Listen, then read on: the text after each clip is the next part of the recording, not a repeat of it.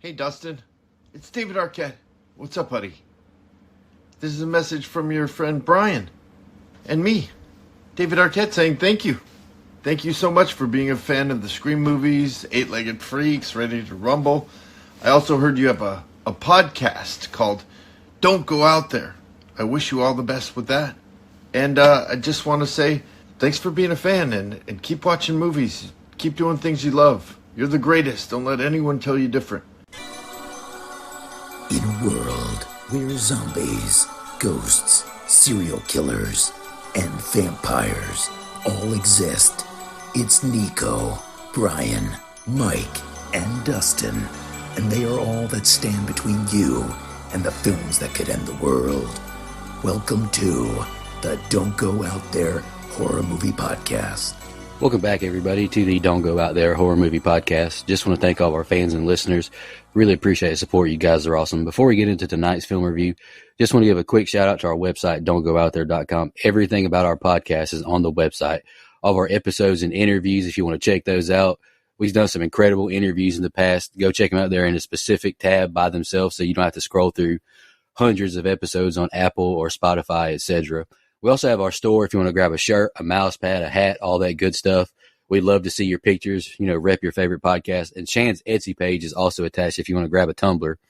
All of our social media links are on there as well. Facebook, Twitter, Instagram, YouTube, TikTok. Like us, subscribe us, follow us, all that good stuff. And the last thing I want to shout out on our website is our Patreon. We call it Blood Donors. We have the traditional monthly reoccurring kind. If you want to support us, help us pay the bills, as we say. Or if there's a movie you want us to review, that option is available as well.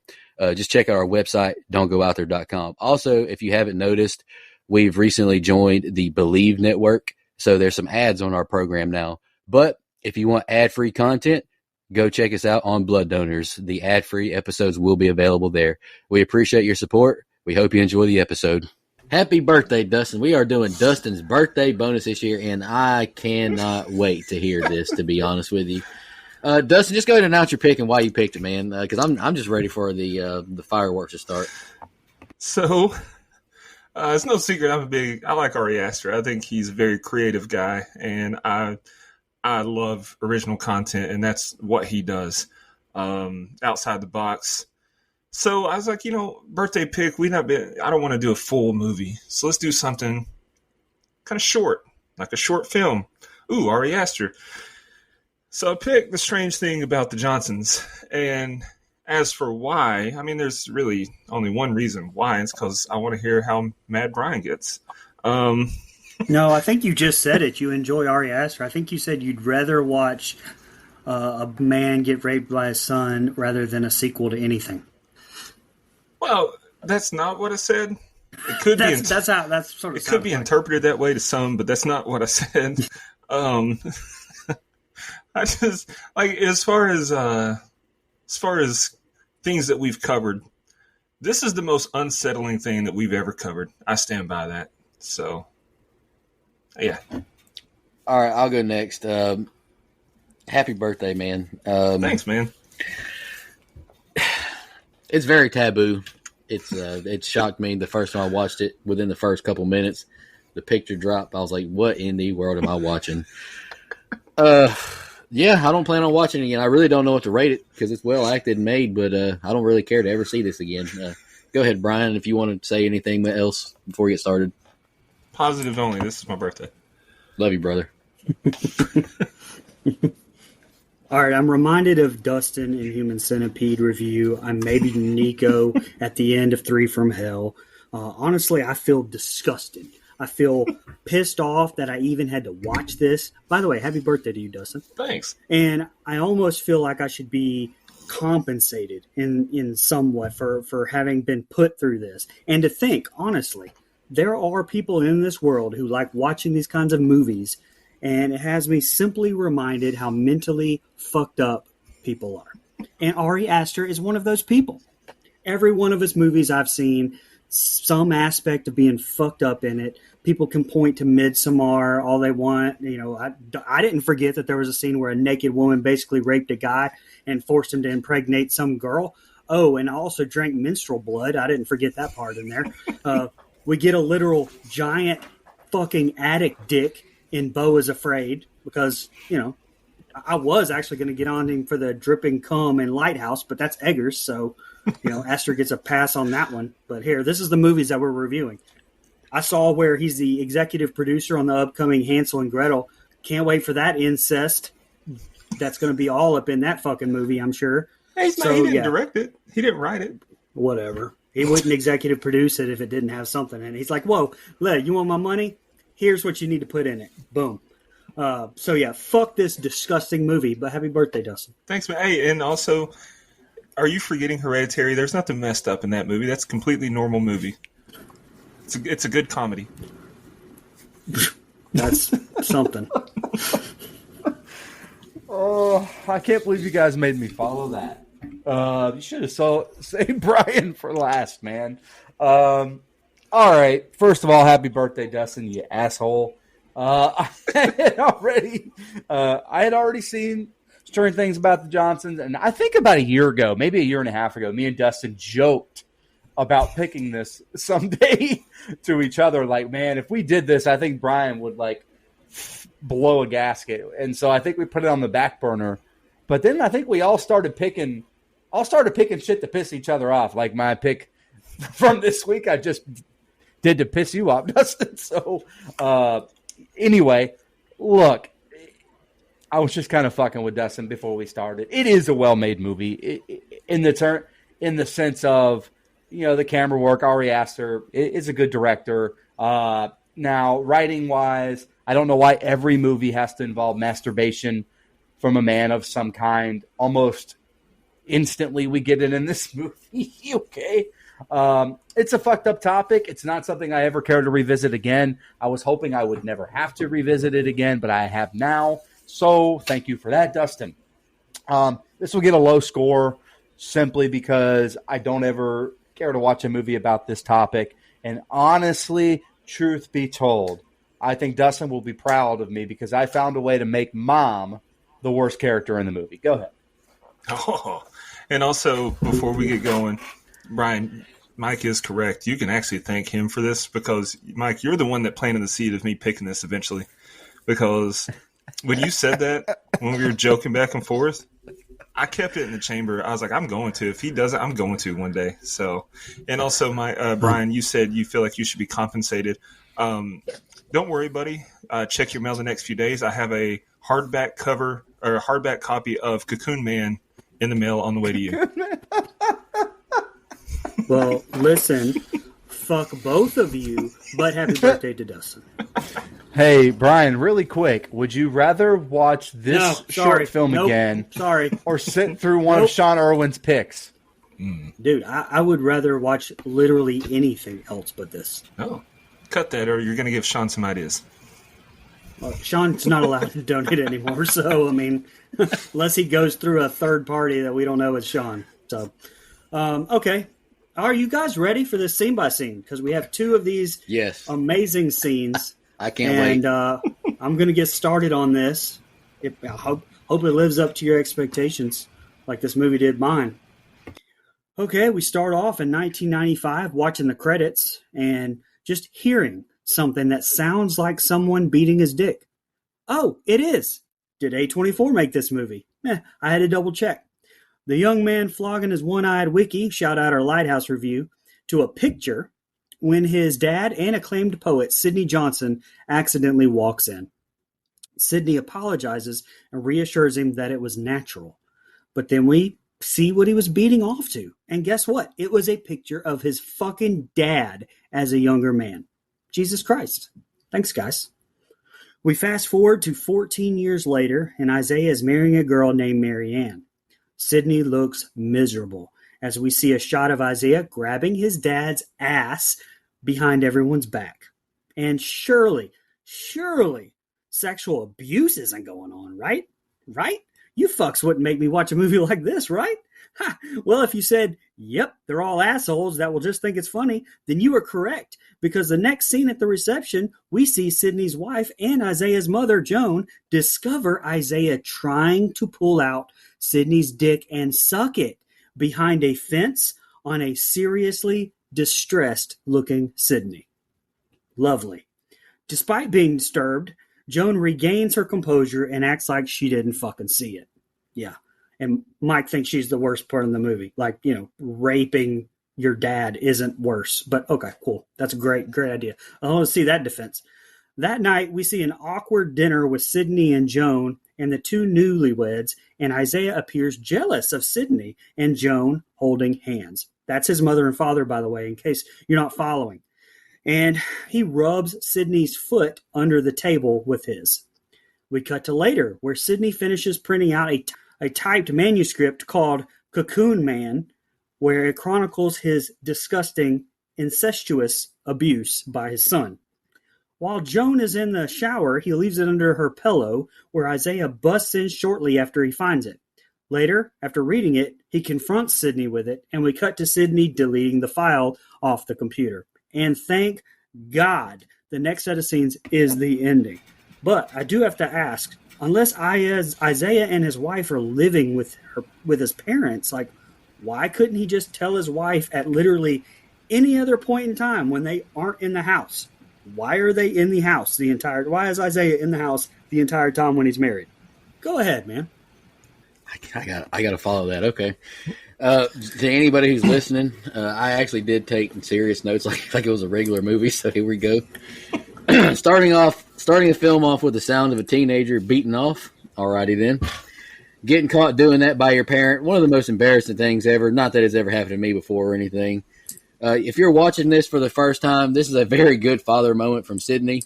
He's not talking down to his son, and he's consoling him, which, you can appreciate. But this picture reveal literally floored me on the first watch. The son beating off to a picture of his father. What in the actual blue hell is going on here? Taboo at its finest. Isaiah staring at his father while they're getting their pictures taken. Very weird again. Relax, would you? I just want to take some pictures of you. Copping a feel of your dad's ass now in the wedding pictures. I'm surprised it's taking so long for me to ask, but what is wrong with Ari Aster? Now to take it even further, Mama Joan catches her son performing fellatio on his dad. What the fuck? I will give Ari a very small bit of credit here, exploring something I've never seen. We've seen stories of fathers molesting their son or daughters in previous film, but never a son doing it to their dad. Sydney's butt cheeks have to be tightened up to crack a walnut right now with Isaiah going into his bedroom after leaving the Cocoon Man, the script under Joan's pillow. And now Isaiah goes into Dad's office, and you can see the fear upon his eyes as he drops the script before him. Absolutely bizarre opening, something I can't even put into words. Go ahead, Mike. What did we just watch? Yeah, starting out with a jerk session, man. God, what is wrong with these? What is wrong with Ari Aster? Like, I've seen him in interviews, and he kind of talks about repression and depression and all that stuff. I'm like, you can write a normal film. You really can. Like, I know it's in you. You'll do it someday. Probably not.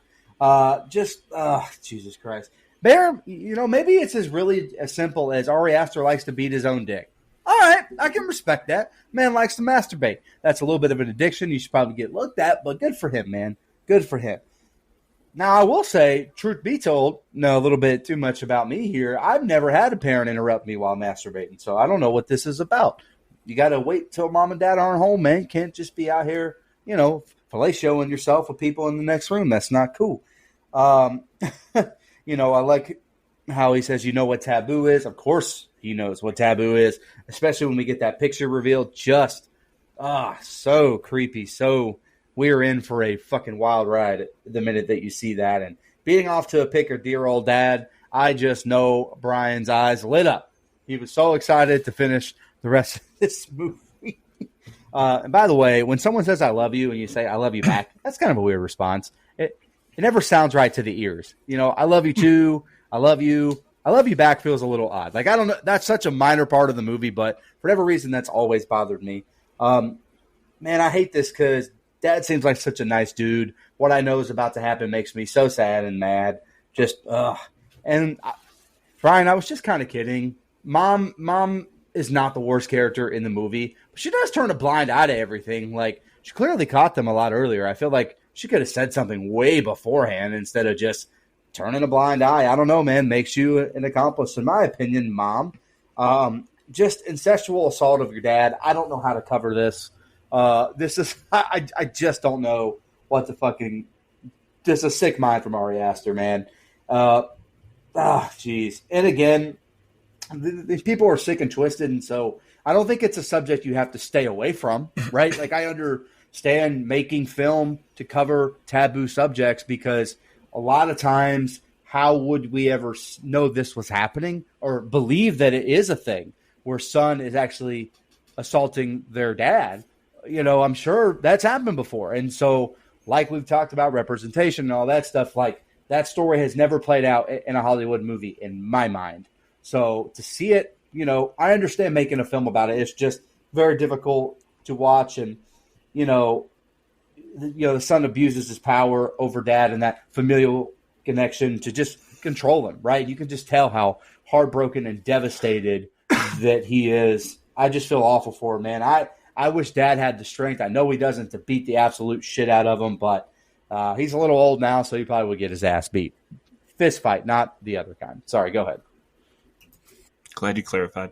First off, before I get going, I say I love you back a lot. Like, and I don't know if it stems from my first time seeing this, but I do say it. I said it to three people yesterday when they told me happy birthday, I love you. I said I love you back. Anyway. And there's nothing wrong with it. It just sounds weird to my ears. Like, it doesn't mean it's wrong. I just, for whatever reason, it's like, huh? Okay.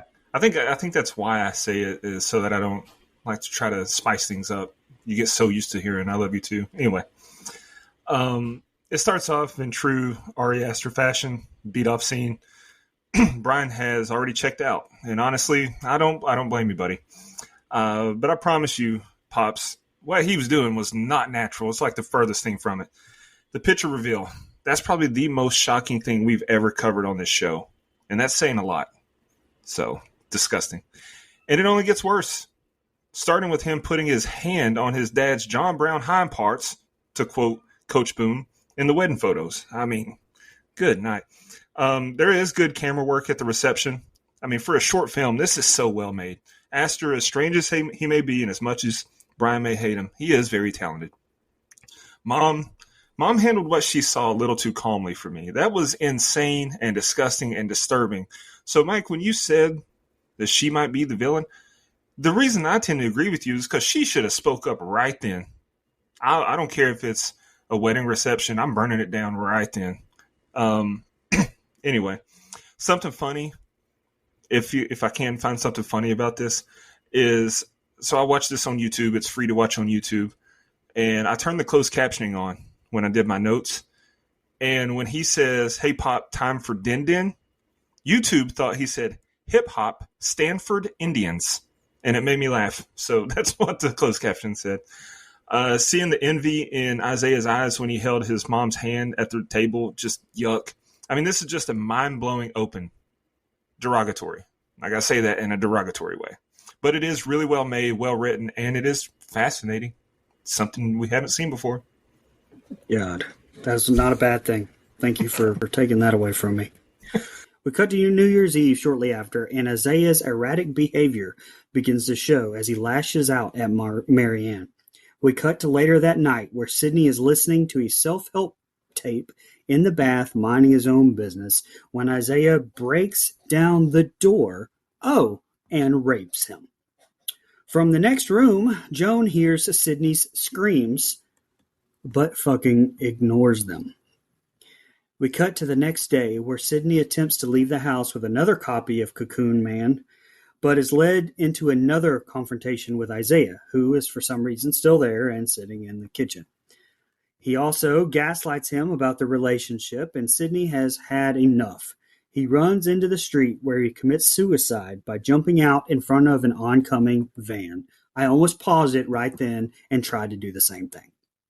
After Sidney's funeral, Joan decides to confront Isaiah as she speculates out loud that the abuse started about 10 years ago during his prom night, as she remembers Sidney crying for hours after it.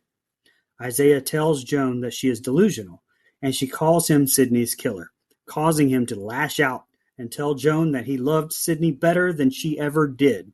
Wow. Isaiah attempts to strangle Joan, only for her to stab him with a knife. He then tries forcing her head into the fireplace, but she stabs him over and over again until he dies with a fire iron. She also throws the copy of Cocoon Man into the fire and cries as she watches it burn.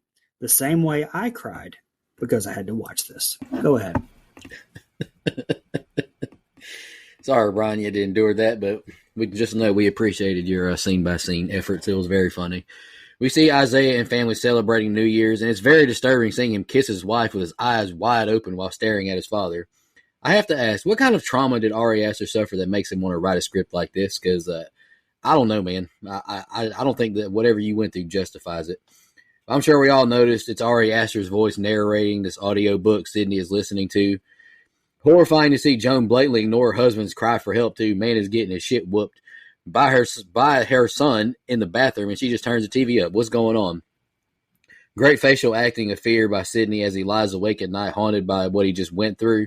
And this is a level of gaslighting that I don't know Dustin is even capable of. This is impressive. Dad goes full Final Destination as he runs into the street and gets hit by a van.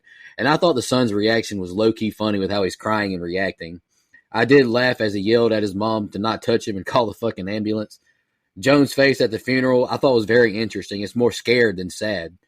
Joan goes, Shane Walsh, I want to ask you something. And I told the guys last week during the It miniseries review that going forward, I'm going to try and get a Shane Walsh reference in every review going forward.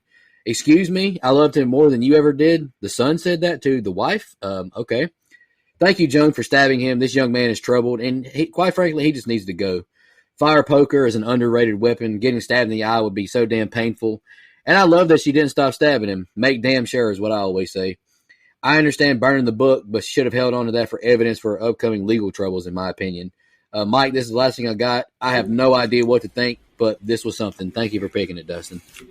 Before you go, Mike, I just want to say, Nico, don't ever doubt my gaslighting skills.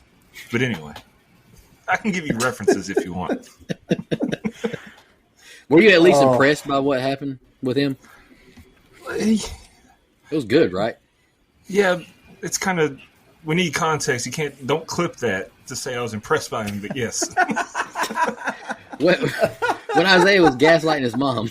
Oh, I know, but I'm saying, like, I don't want to say that I'm impressed by anything Isaiah does, but that part, that gaslighting, yeah, it was decent. I liked it.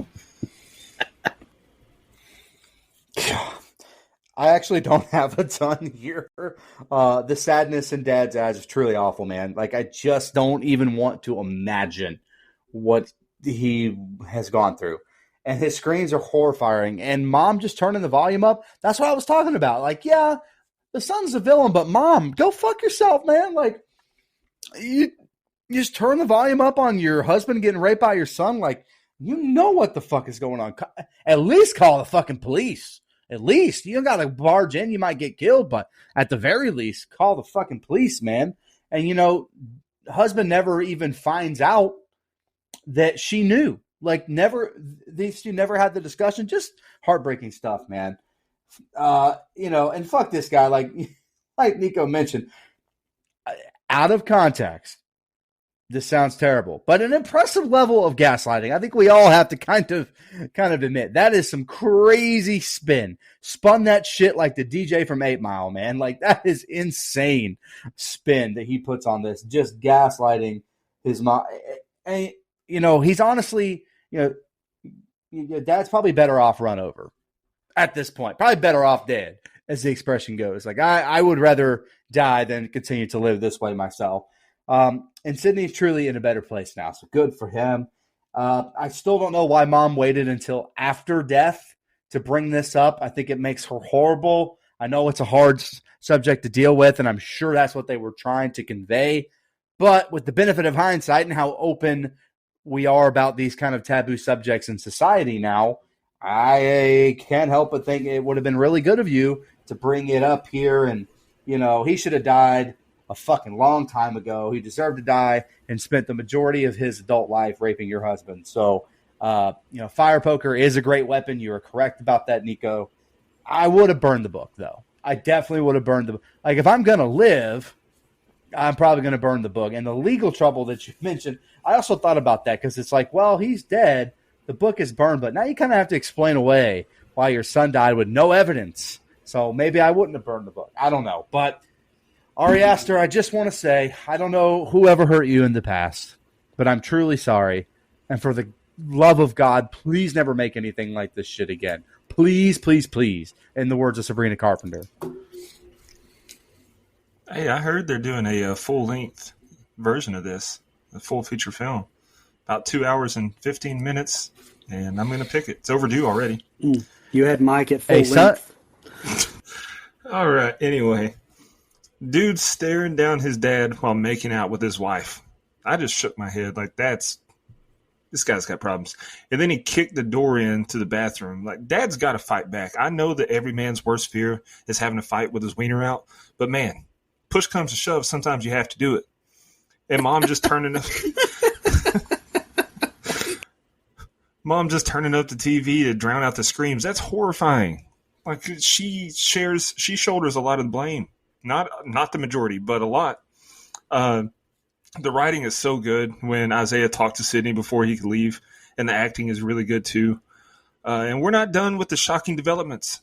That's right, Brandy Norwood makes a cameo and runs him over. So shout out to her.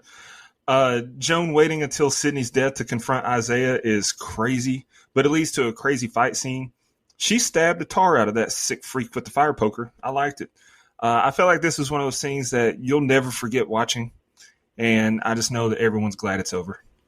Yeah, let's jump into our social media comments and questions real quick. Let me pull up old Instagrams. Thanks for picking this again, Dustin. This was fun. Problem.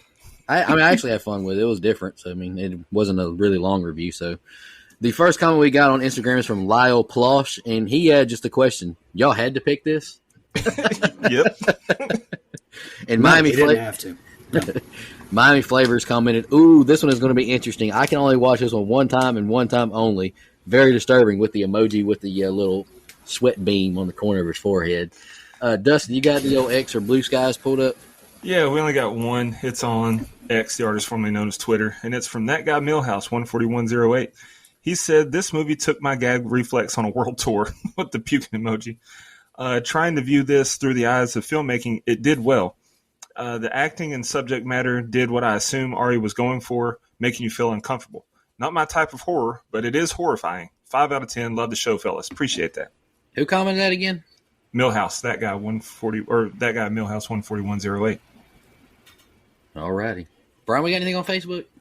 Nothing on the Book of Faces. I was hoping to get lit up for picking this.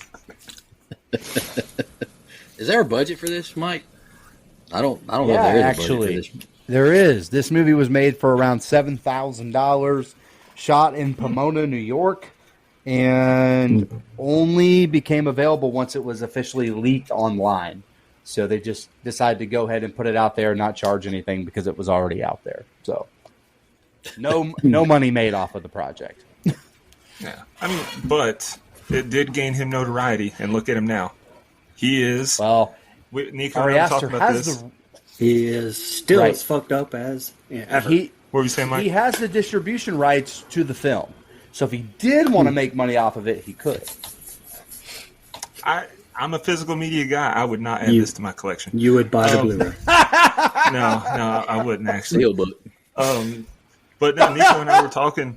There's a trend going around. Someone tweeted like these are the 4 masters of modern horror, and it was like Craigers and Jordan Peele, and I don't remember who all was on it, but I was like, Ari Aster was not. Oz Perkins was on it, and I think Ari Aster deserves it over Oz Perkins.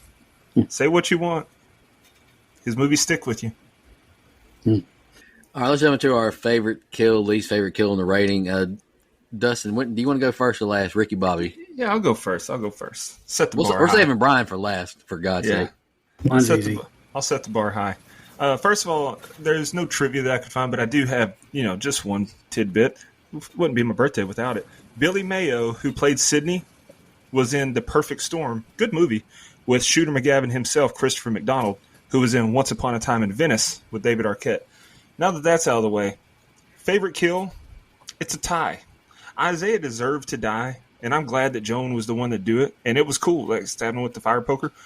But Sydney getting brandied out of nowhere, that was unexpected. Like, come on. So that being said, least favorite kill, none, because they were both really good. As far as my final thoughts and rating, like subject matter is disturbing to say the least.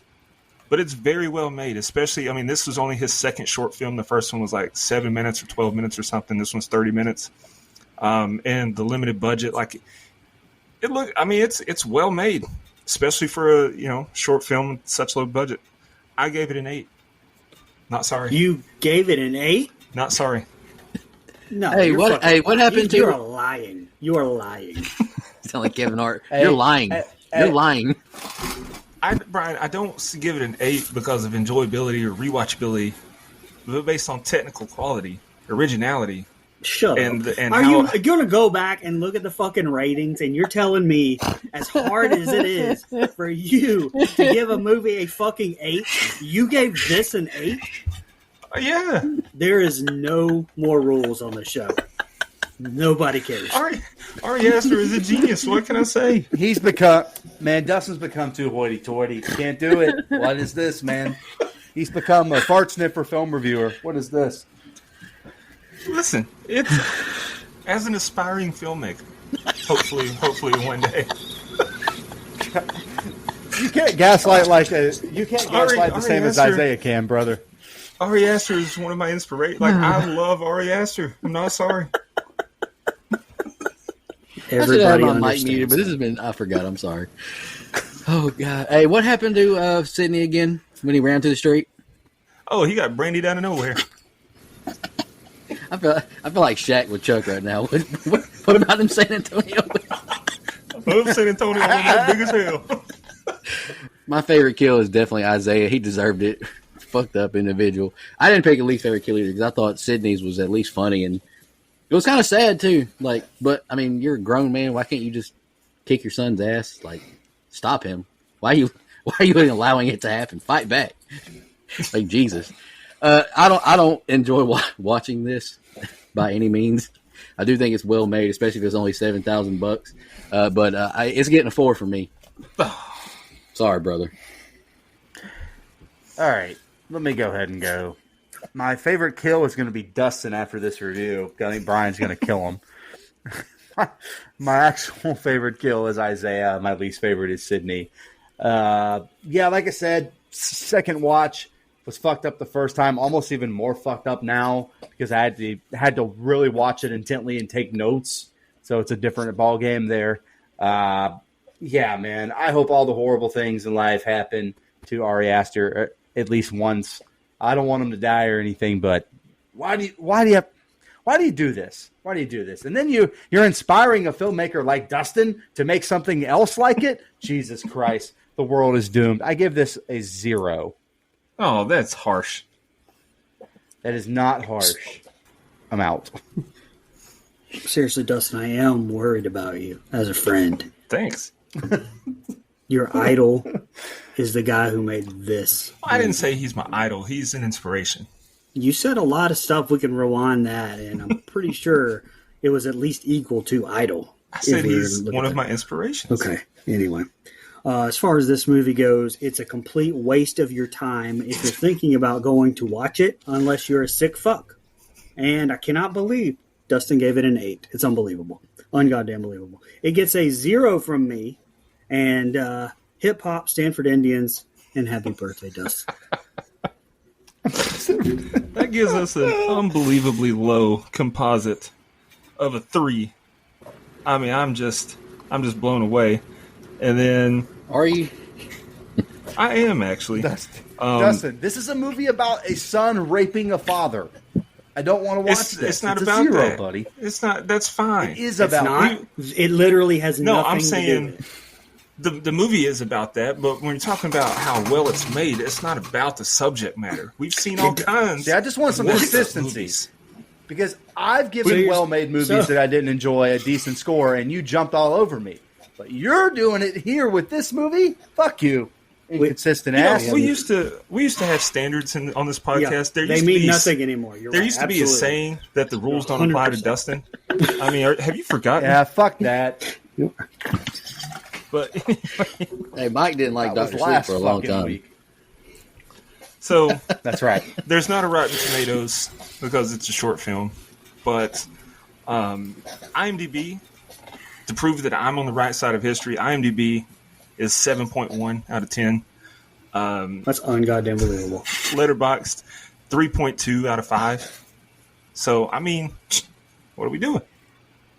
That's what I want to know. The exact same thing. What are we doing? Dustin, did your birthday pick live up to your expectations? Yeah, but I'm disappointed in 2 of the scores. Like, I can't say all 3 because even though I am surprised that you gave it such a low 4, I expected there to be a 4 or lower in there. Just not 3, 4, or lower. But that's fine. What did you? I agree with you as well. You know who but you're it's doing not, the show it's not with? pleasurable to watch. You know, they hated Jesus too. All right. Now know it's who they're compared doing to this show Jesus. Man, cut this No. shit out. I'm Come not on, let's wrap comparing, this I'm shit just up. saying. All right, Dustin. Happy birthday. End this, Brian. I don't know how you're going to edit. Have fun with that. Jason fucking X. Thank you so much, everybody. I'll see you next week. And in the meantime, take care of yourself. Just want to remind everybody.